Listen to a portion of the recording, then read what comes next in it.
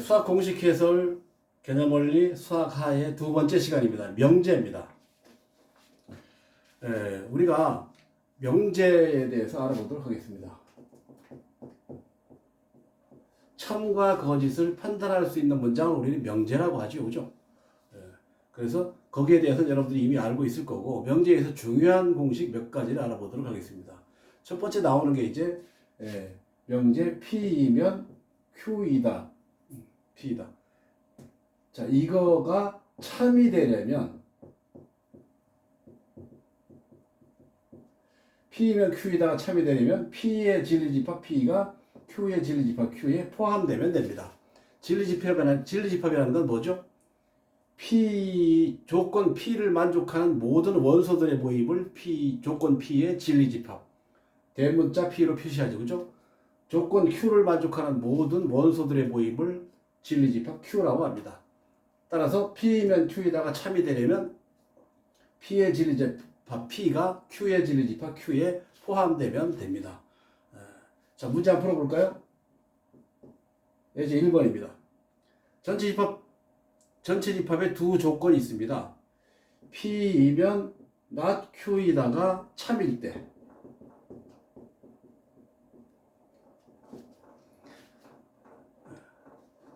P의 진리집합 P와 Q의 포함 관계를 알아봐라. 그런 문제입니다.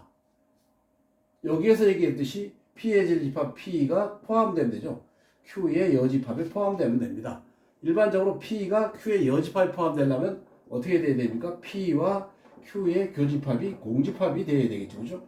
이런 조건을 만족한다면 이 조건을 만족할 수 있습니다. 자, 이번에는 명제의 역과 대우에 대해서 알아보도록 하겠습니다.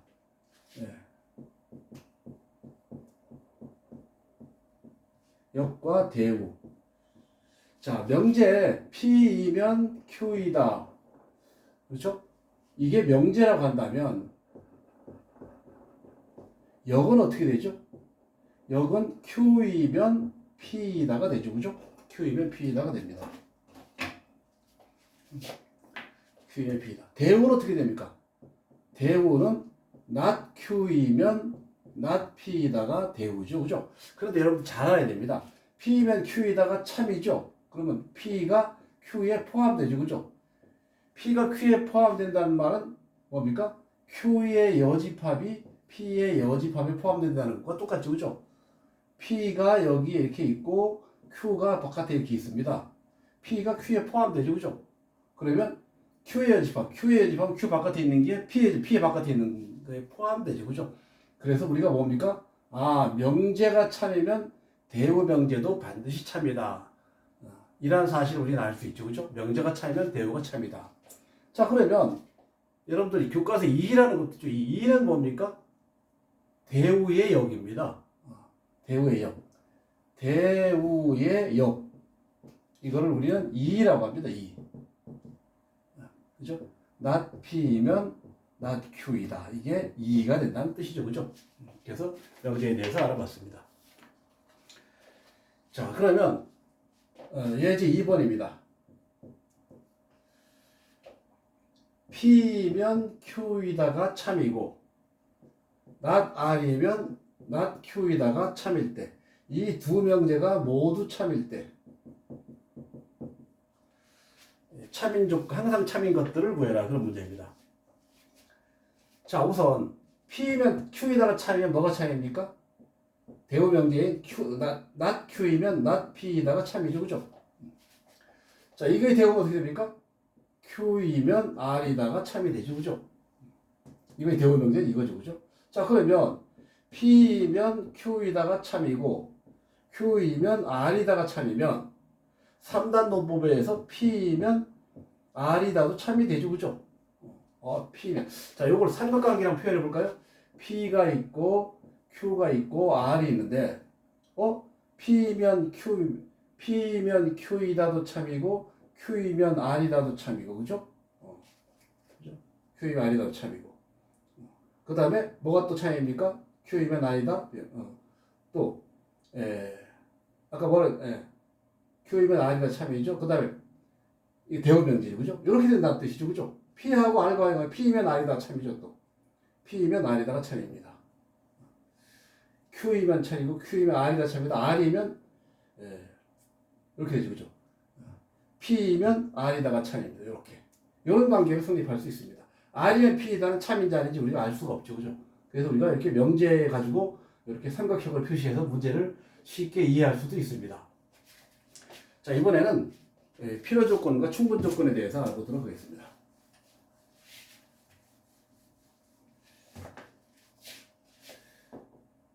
충분 조건, 필요 조건, 필요 충분 조건. 세 가지에 대해서 우리가 알아보도록 하겠습니다. 자, 우선 조건 명제에서 P면 Q이다가 참이다. 그러면 P가 Q에 진리집합에 포함된다고 했죠. 그죠? 이때 우리는 조건 P는 Q 되기 위한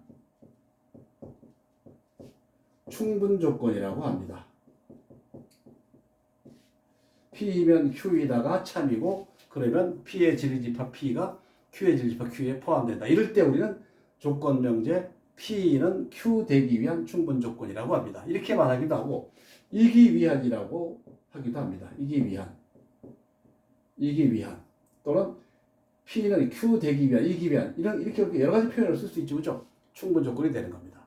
그러면 P가 Q에 포함되면 충분 조건이 성립하는구나. 그러면 만약에 반대로 이렇게 되면 어떻게 됩니까? 이렇게 반대로 이게 P가 Q를 포함하면 어떻게 됩니까? 이럴 때는 어떻게 됩니까? P는 Q 되기 위한 필요 조건이 되는 겁니다. 필요 조건이 되는 겁니다. 이해가 되겠습니까? 그러면 반대로 P가 Q에 포함되고 Q가 P에 포함되면 이게 무슨 말입니까? 이거는 P하고 Q가 같다는 뜻이죠. 그죠? 이럴 때 어떻게 됩니까? 이럴 때는 필요 조건도 만족하고 충분 조건도 만족한다. 그래서 P는 Q 되기 위한 필요 충분 조건이라고 합니다. 두 집합이 같을 때에는. 그래서 우리가 집합 관계를 이용해서 필요 조건과 충분 조건과 필요 충분 조건에 대해서 알 수가 있습니다. 자, 문제 한번 풀어볼까요? 예제 3번입니다. 두 조건이 있습니다. P라는 조건은 마이너스 2보다 크거나 같고 X가 5보다 적거나 같고 그 다음에 Q라는 조건은 절대값 X가 A보다 적거나 같다. P면 Q이다가 충분 조건일 때 또 A가 0보다 클 때 A의 범위를 구해라. 자, 우선 이게 어떻게 됩니까? P의 진리집합 P가 Q의 진리집합 Q에 포함되면 되죠. 그죠? 자, 그림으로 그려볼까요? P는 어떻게 됩니까? 마이너스 2에서부터 5까지죠. 이렇게 되는 거죠. 그죠? 이렇게. 조건 명제 P의 진리집합입니다. Q는 어떻게 됩니까? 이거 어떻게 됩니까? X가 마이너스 A에서 A 사이가 되겠죠. 그죠? 이 범위가 이거를 포함해야 되죠. 그죠? 그럼 마이너스 A는 여기쯤 있어야 되고 A는 여기쯤 있어야 되겠죠. 그죠? 그래서 어떻게 돼야 됩니까? 이렇게 돼야 되죠. 그죠? 이렇게. 그러면 빨간 게 까만 거를 포함할 수 있죠. 그렇죠? 그럼 어떻게 됩니까? 마이너스 A가 마이너스 2보다 적거나 같다. 5가 A보다 적거나 같다. 그렇죠? 이렇게 돼야 되죠. 그죠? A는 5보다 크다. 이거 뭡니까? A는 크거나 같다. 2보다 크다, 5보다 크다의 공통 부분은 5보다 크다죠. 그죠? 그래서 우리는 5보다 크거나 같다는 사실을 알 수 있습니다. 우리가 찾는 A의 범위는 그렇게 해서 구할 수 있습니다. 자, 이제 명제의 증명에 대해서 알아보도록 하겠습니다.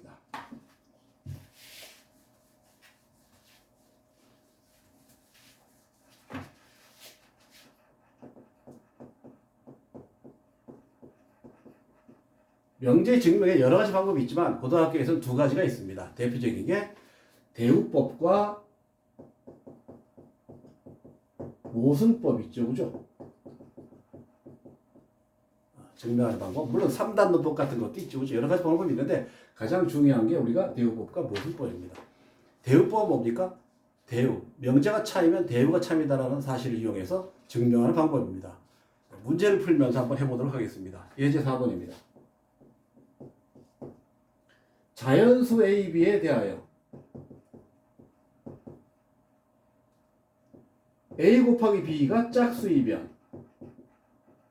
그러면 A 또는 B는 짝수다. 증명해라. A, B가 짝수면. 그러면 자, 우리가 A 곱하기 B가 짝수가 되려면 이게 짝수, 홀수, 홀수, 짝수, 짝수, 짝수다. 이 세 가지를 다 해봐야지, 그죠? 이렇게 불편하죠, 그죠? 그래서 이럴 때는 어떻게 합니까? 대우명제를 이용하는 겁니다. 이거의 대우명제는 어떻게 됩니까? A도 홀수이고, 그렇죠? 그리고 B도 홀수이면, 그렇죠? A, B도 홀수이다. 이렇게 증명하면 되겠죠, 그렇죠? 자, 그러면 A도 홀수? 그럼 A를 뭐라고 합니까? 2n 플러스 1. B도 홀수? 2n 플러스 1이라고 놓습니다. 그럼 A, B 곱하면 어떻게 됩니까? 2n 플러스 1과 2n 플러스 1을 곱하는 거죠, 그죠? 어떻게 됩니까? 4mn이 되고 플러스 2배의 m 플러스 n이 되고 더하기 1이 되죠. 자, 이건 2를 빼내면 2mn 플러스 m 플러스 n 되고 더하기 1이 되죠. 2 곱하기 돼서 1이 됐으니까 이것도 뭡니까? 홀수죠, 그죠? 아, 이것도 홀수라는 사실을 알 수 있습니다. 아, A도 홀수, B도 홀수니까 곱도 홀수구나. 따라서 이 명제는 참이라는 사실을 알 수 있습니다. 이렇게 해서 대우 명제를 할 수가 있고. 자, 이번 예제 5번입니다. 이번에 모순법에 대해서 알아보겠습니다. 가장 대표적인 게 루트 3은 유리수가 아니다. 이걸 증명해라. 루트 3이 유리수가 아니다. 사실 무리수죠, 그죠? 근데 어떻게 증명합니까? 루트 3을 A분의 B라고 놓습니다. 여기서 A와 B는 서로 소 또는 기하분수라고 해도 되죠, 그죠? 기하분수. 두 가지 똑같은 말이죠, 그죠? 1대. 자, 해볼까요? 자, A 곱하면 B는 루트 3A가 되죠? 양변을 제곱합니다. B제곱은 3A 제곱이 되죠. 자, B제곱이 3의 배수죠. 어떤 수를 제곱한 게 3의 배수면 B도 3의 배수죠, 그죠? 따라서 B를 뭐라고 놓을 수 있습니까? 3K라고 놓을 수 있죠. 4의 배수니까. 대입합니다. 대입하면 9K 제곱이 되고 이꼴 3A 제곱이 되죠. 따라서 여기서 A 제곱은 A 제곱이 되죠. A 제곱은 어떻게 됩니까? A 제곱은 3K 제곱이 되죠. A 제곱이 3K 제곱이면 3의 배수죠. 따라서 A 제곱도 3의 배수가 되죠. 그죠? 따라서 뭐도? A도 3의 배수가 됩니다. 잘 보세요. B도 3의 배수, A도 3의 배수 된다는 얘기는 뭐의 모습이 생겼습니까? 가정의 모습이 생겼죠. 그죠? 기하분수라고 놓았다는 그 가정이 잘못된 겁니다. 그래서 루트 3은 뭐가 아니다? 나눠지죠. 그죠? 모습이 이걸 유리수라고 놨기 때문에 모습이 되겠죠? 유리수가 아니다. 유리수가 아니면 뭐가 됩니까? 루트 3은 무리수이다. 실수에서는 유리수가 아니면 무리수가 될 수밖에 없죠. 그죠? 이렇게 증명하는 방법을 우리는 모순법이라고 합니다. 자, 이번에는 절대부등식에 대해서 알아보도록 하겠습니다.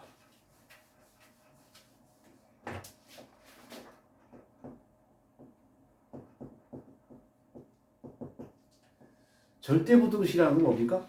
여러분들 항등식이 뭐죠? 항등식은 항상 성립하는 등식이죠. 예를 들어서 2x 플러스 1은 3이다. 이거 항등식입니까? 그렇지 않죠. 그죠? 이건 x가 1이라는 것일 때만 성립하는 방정식이죠.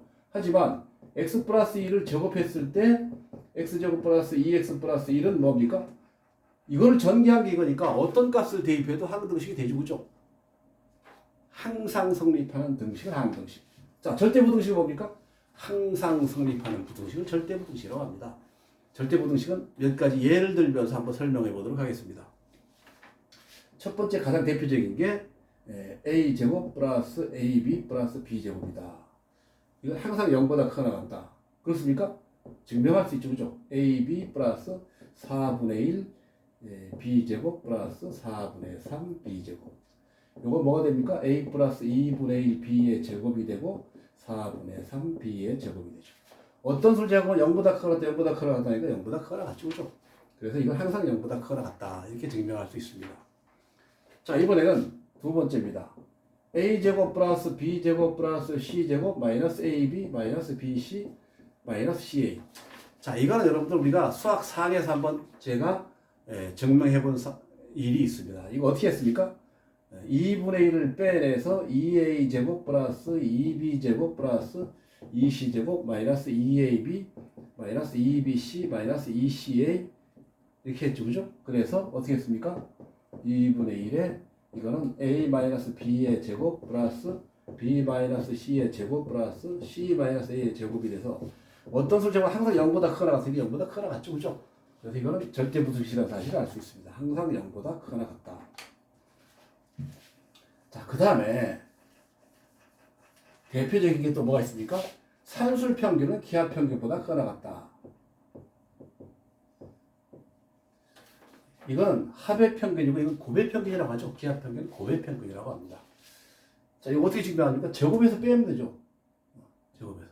자, 우선 양변에 2를 곱하면 어떻게 되죠? 2 루트 ab가 되고 양변 제곱합니다. 그럼 a제곱 플러스 2ab 플러스 b제곱 이거 제곱하면 4ab죠. 마이너스 4ab가 0보다 4ab이 되죠. 그럼 어떻게 됩니까? a제곱 마이너스 2ab 플러스 b제곱이 돼서 이거는 a 마이너스 b의 제곱이 되니까 0보다 크거나 같다. 따라서 여기 제곱해서 빼기 0보다 크니까 ab가 물론 양수가 돼야 되죠. 전부 다. 산술기하가 성립하려면 둘 다 양수가 돼야 됩니다. 이렇게 해서 산술 평균은 기하 평균보다 크거나 같다가 항상 성립합니다. 이건 세수에 대해서도 성립하죠, 그죠? 세수의 더 합의 평균은 세수의 제곱분과 같죠, 그죠? 세수의 세제곱분과 같죠. 이거보다 크거나 같다.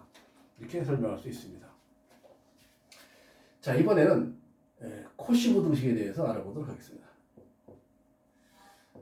a제곱 플러스 b제곱 x제곱 플러스 y제곱은 크거나 같다. ax 플러스 by의 제곱이죠, 그죠? 이걸 뭐라고 합니까? 코시 슈아르츠라고 한다. 그냥 코시 부등식이라고 합니다. 증명해볼까요? 이거 전개하면 어떻게 됩니까? a제곱 x의 제곱 a제곱 y의 제곱 b제곱 x의 제곱 b제곱 y의 제곱 빼기 a제곱 x의 제곱 플러스 2abxy 플러스 b제곱 y제곱이 되죠. a제곱 x제곱 지워져 b제곱 y제곱 지워지죠. 자, 그럼 다시 씁니다. a제곱 y제곱 플러스 마이너스 2abxy 플러스 b제곱 x제곱이죠. 이건 뭐가 됩니까? ay 플러스 bx의 제곱이 되죠. 이거 0보다 크거나 같죠. 제곱에서 뺀 게 0보다 크니까 이게 항상 0보다 크죠, 그죠? 모두 이것도 양수인데 성립하는 거죠, 그죠? 그래서 코시 부등식을 증명을 해봤습니다. 자, 이제 문제 몇 개 풀어보도록 하겠습니다.